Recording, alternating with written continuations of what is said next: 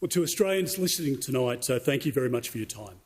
Soon you'll have a say in determining the future of our great country.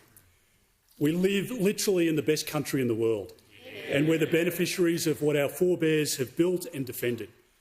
We love this country because it has forged us into a remarkable people. We're compassionate, we're stoic, we're fair, and we're quietly patriotic. We cherish this country because it affords opportunities like no other. But only, and I stress this point, if we're governed well.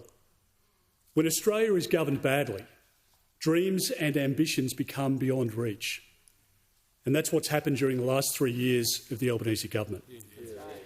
In my travels across the country, Australians tell me that they're working hard, but they're not getting ahead. In Perth, a mum in a grocery store, in tears, told me how her husband and children couldn't keep their heads above water with the bills stacking up. In Adelaide, I spoke with a food manufacturer whose electricity prices had gone up by about 300%. In Victoria, I spoke with a supermarket employee, a woman in her 60s, who had a machete held against her throat during a robbery. In Brisbane, I listened to a young couple in their 30s who have moved back in with their parents because they simply can't buy a home, even though both of them are working overtime. Now, such stories have now become commonplace across our country. Stories of rent and mortgage stress, stories of power, shopping and insurance bills going through the roof, stories of home ownership being out of reach for so many, and stories of it being increasingly difficult to see and to afford a GP, and stories of crime on our streets. For so many Australians, aspiration has turned to anxiety, optimism to pessimism, and national confidence to national uncertainty. The truth is Australians can't afford 3 more years of the Albanese government. Yeah. Now, every election is important, but this election does matter more than others in recent history. It is a sliding doors moment for our nation.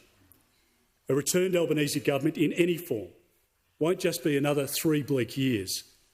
More economic mistakes will take a lot longer to recover from.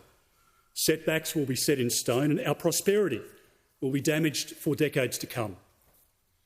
But you have the power to change the path our country is on.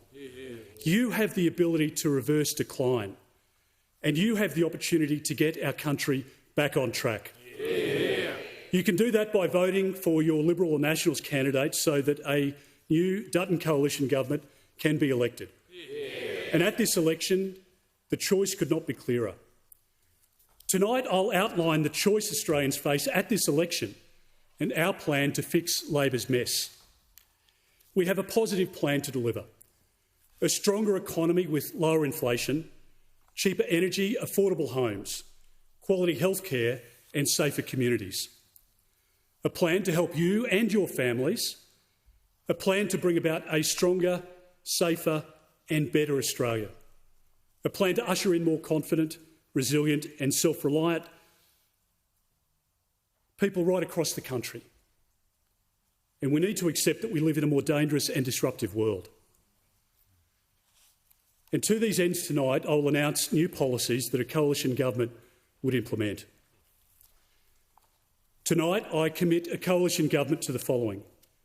We will introduce 4 critical pieces of legislation on the first sitting day in the next parliament. 1, the Energy Price Reduction Bill. 2, the Lower Immigration and More Homes for Australians Bill. The Keep Australians Safe Bill, and the Guaranteed Funding for Health, Education and Essential Services Bill. This is my signal to the Australian people of what my priorities will be in government.